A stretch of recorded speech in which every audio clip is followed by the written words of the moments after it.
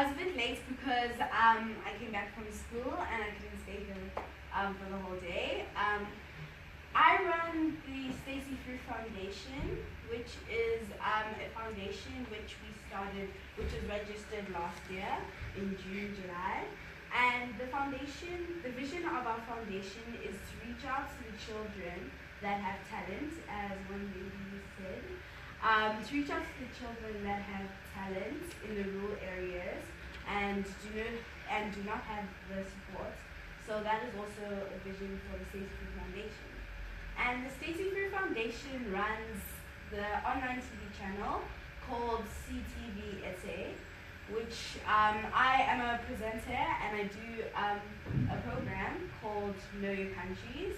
And in Know Your Countries, I pick a country, or the viewer picks a country, and I do 5 facts about that country of my choice.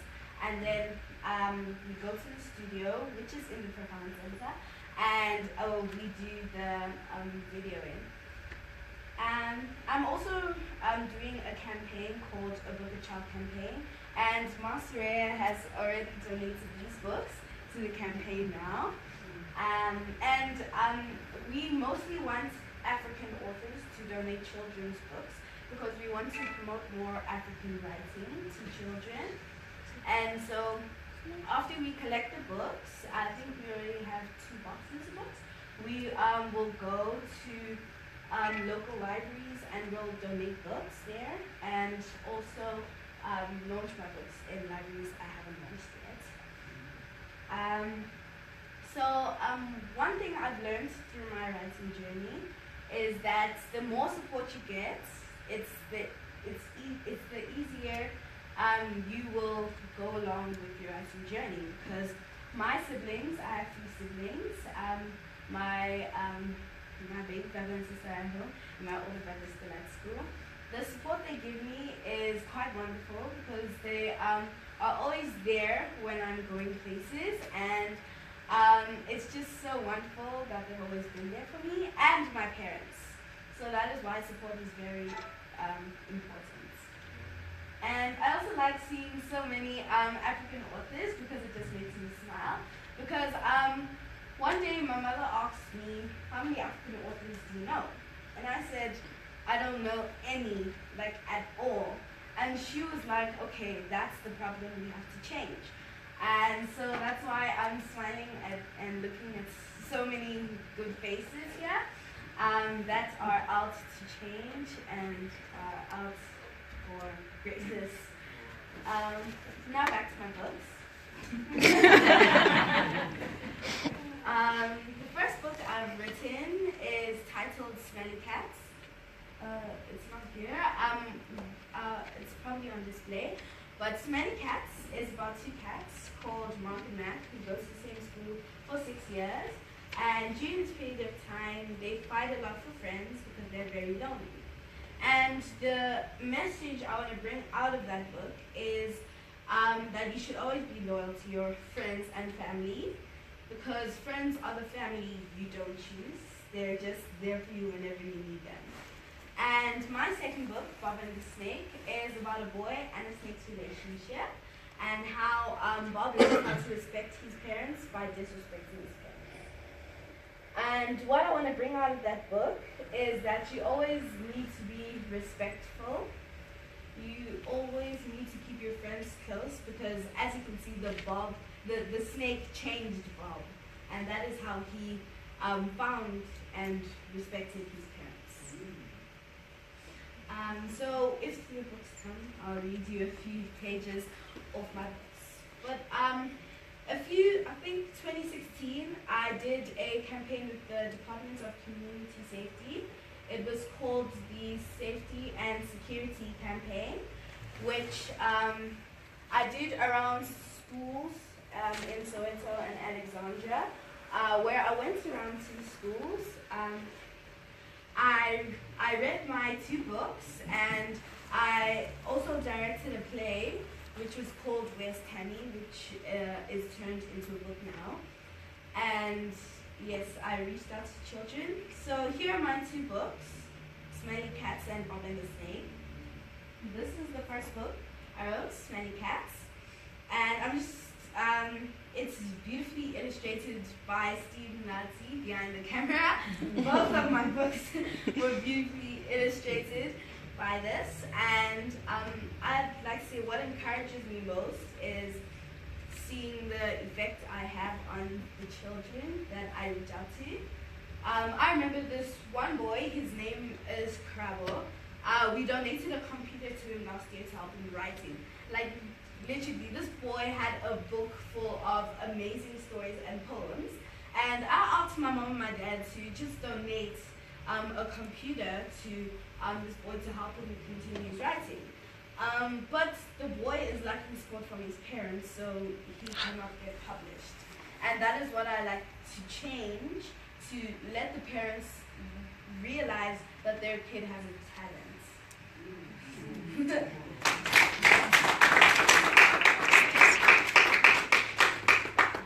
Thank you. African Child of the Year. Tell them about the award. Oh, okay. So. No, the African Children of the Year. Oh yeah. The Stacey Foundation is doing an award for it's called the African Child Award, where any African child who is nominated can from anywhere in Africa can come down to South Africa, and the award, we're still looking for sponsors to sponsor the award, but technically the award is about realizing the great work that children are doing in Africa specifically, because we want to bring out more African literature.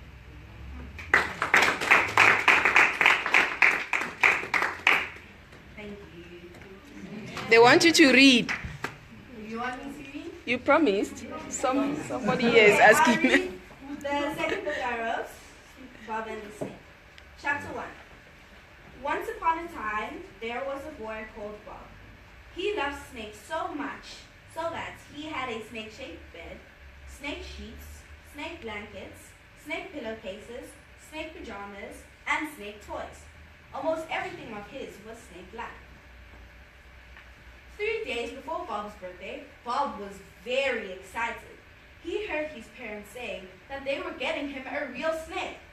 Because he was a good boy who did all his work, never lied, and was thankful at all times. The next day, Bob was so excited that he spent all his savings on buying a snake cage and snake food.